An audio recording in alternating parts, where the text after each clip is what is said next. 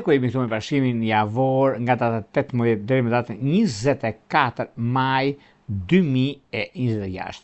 Kemi një javë shumë të rëndësishme për nga ana ekonomike, por një javë që na kërkon të kemi vëmendjen, kujdesin në gjëra të mëdha.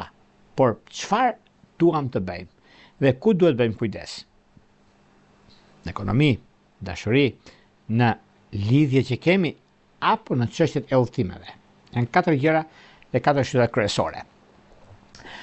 Për këtë, le të hedhim një sy kësaj jave, çfarë na mëson dhe ku neve jemi gati të përgjigjemi kërkesave që kemi për arsye të punës, për arsye të ndryshimeve që vijnë drejt nesh.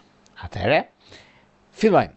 Kemi datën 18. Data 18 maj duket se Mërkuri formon një kënd me Uranin në shenjë e binjakëve.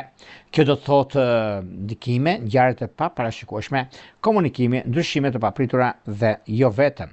Eksperimentime dhe ide të reja, ndikime të mëdha, kontakte të papritura dhe një gatishmëri për të visur dhe për të udhëtuar. Ndikojnë në shenjat e ndryshueshme, siç janë binjakët, virgjëresha, shigjetari, peshqit të dhjetëshit parë ose ata që kanë ascendente në këto shenja.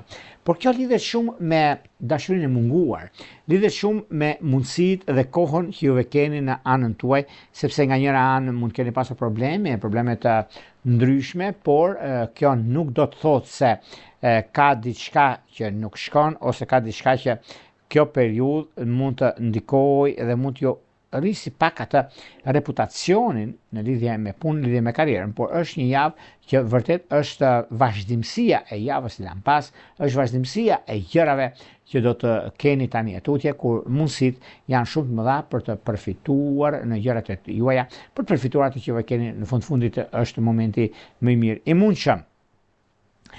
Kemi datën 19. Data 19 maj ku Afrodita